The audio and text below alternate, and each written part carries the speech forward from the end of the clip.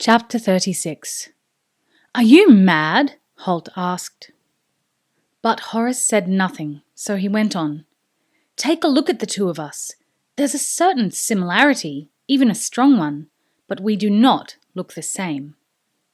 Sean had moved quickly to kneel beside the unconscious figure on the floor of the robing room. He felt for a pulse, was relieved to find there was one, then looked up at the two Araluen, now facing each other. Halt angry and perplexed, Horace calm and unflustered. "He's out cold," he said. Horace glanced at him. "Do you have a problem with that?" Sean considered the question for a few seconds. "Not really. But you might have when he wakes up. He'll bring the guards down on you like a ton of bricks, and I doubt I'll be able to protect you." Horace shrugged. "It won't be a problem. I'll be walking out of here with the alternative king." He indicated Halt, and again the ranger showed his frustration. Horace seemed incapable of facing facts. "Horace, take a good look at Ferris, then take a good look at me." "I have," Horace said calmly. "All we need to do is pull your hair back off your face and fasten it with that leather headband he wears." "That's the royal crown of Clonmel," Sean felt he had to interject. Horace glanced at him. "All the better. Adds to the illusion." "You've noticed that our beards are completely different," Halt said sarcastically, and Horace nodded. "Luckily, yours is fuller than his. I've noticed you've been letting it grow since we've been on the road." Halt shrugged. "That was intentional. I didn't want people to notice my similarity to Ferris." "Well, now we do want them to, so we have to remove some of it. Be a bit difficult if the situation were reversed. Hard to put more beard on." "You're planning to shave me?" Halt said. For the first time in many years, he was taken aback by the turn of events. "Halt, don't you see? This is an ideal opportunity. We need the king to appear in public and denounce Tennyson and the outsiders, and to evoke the myth of the sunrise warrior. You know that it has to be the king. You know that he's refused to do it. Well, with a bit of work, we can make you look like him. Put on one of those robes and that leather thingy." He looked at Sean, who had opened his mouth to protest. "All right, the royal crown thingy, and I'll bet nobody will see the difference. They'll see what they expect to see. Isn't that what you always say?" It was true. Halt knew that an impersonation was already halfway to success if people were expecting to see the real subject. And of course, few in Clonmel would have seen the king at close quarters. But Halt was stuck at one thought. "You're planning to shave me," he repeated. Horace nodded, turning to Sean. "I'll need my dagger. Can you get it for me without making too much fuss about it?" Sean met his gaze coolly. "You expect me to go along with this?" Horace answered without hesitation. "Yes, because you know it's the only way. And you know that he jerked his thumb at the unconscious Ferris, is willing to sell this country out to Tennyson and his thugs." His confidence was a mask. As he said the words, he found himself hoping that he'd been right in his judgment of the young Hibernian. Halt, disguised as Ferris and in the company of the king's steward, would most likely be accepted as the king. If Sean wasn't with them, they'd never get past the guards outside the throne room doors. Sean hesitated a moment longer. Yet he realized that, when he failed to call the guards the moment he had seen Ferris sprawled on the floor, he had already decided to throw in his lot with the two Araluen. "You're right," he said. "I'll get the knives.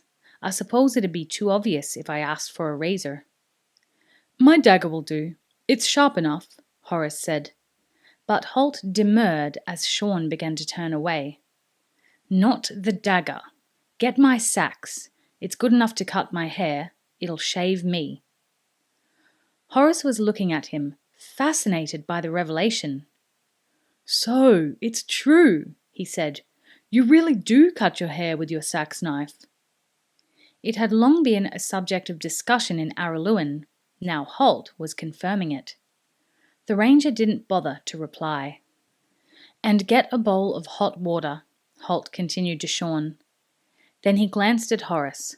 "You're not shaving me dry." "Make it tea," Horace corrected him.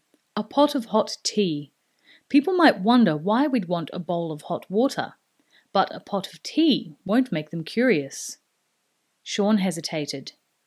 "So you're going to shave him in tea?" "You're certainly not going to shave me in tea," Halt added.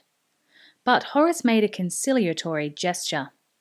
"It's still essentially hot water, and we can use it to darken the parts of your face where the beard has been." Sean looked from one to the other. Then he nodded agreement. Horace was right. Shaving Halt would expose an area of his face that had been protected from sun and wind for years. It would show like a beacon unless they disguised it somehow. "Sax knife and tea," he muttered, as if it was some bizarre kind of shopping list. Then he hurried from the robing room.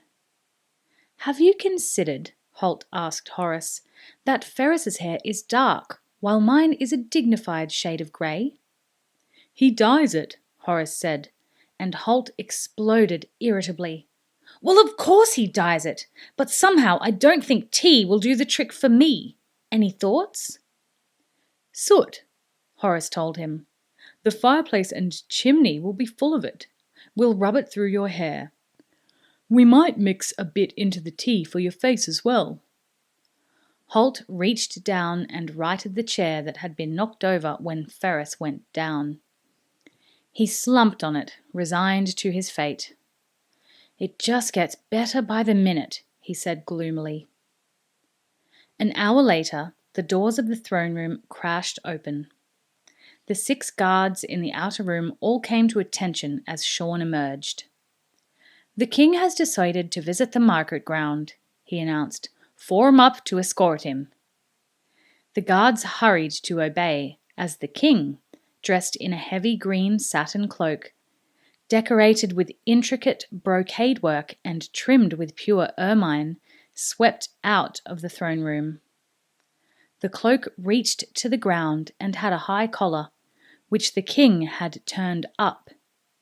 One of the foreign visitors accompanied him. There was no sign of the second foreigner, but the guards, if they registered his absence, didn't have time to dwell on it. They formed up rapidly, 2 in front of the royal party and 4 behind, maintaining a respectful distance so that they were close enough to protect the king if required, without being able to eavesdrop on the royal conversation. Sean led the way, with the king and Horace side by side behind him. Sean had to agree that Horace's handiwork had been effective. Halt's hair, darkened with chimney soot, was parted in the middle, slicked down with tea and drawn back beneath the royal crown. A close inspection of the king's face would have revealed a rather patchwork effect on the lower areas, where an uneven paste of soot, dirt, and tea dregs had been smeared on the pink flesh left bare by Horace's inexpert efforts with the sax knife. The paste also went some way towards concealing a half-dozen small nicks and cuts on his face, where the sax had not been quite up to the task of dealing with Halt's wiry beard. Horace had quickly found that a thick slurry of soot and tea served to staunch the bleeding quite effectively. "I'll get you for this," Halt had told him as he dabbed the disgusting mixture on the worst of the cuts. "That soot is filthy. I'll probably come down with a half-dozen infections." "Probably," Horace had replied, distracted by his task. "But we only need you for today." Which was not a comforting thought for Halt. Also aiding their deception was the fact that Ferris, over the years, had made it clear that he did not want his subjects looking directly into his face. Most people, even many of those in the castle, had never had a chance to study the king's features in detail. They had an overall impression of him, and that impression was matched by the way Halt looked, talked, and moved.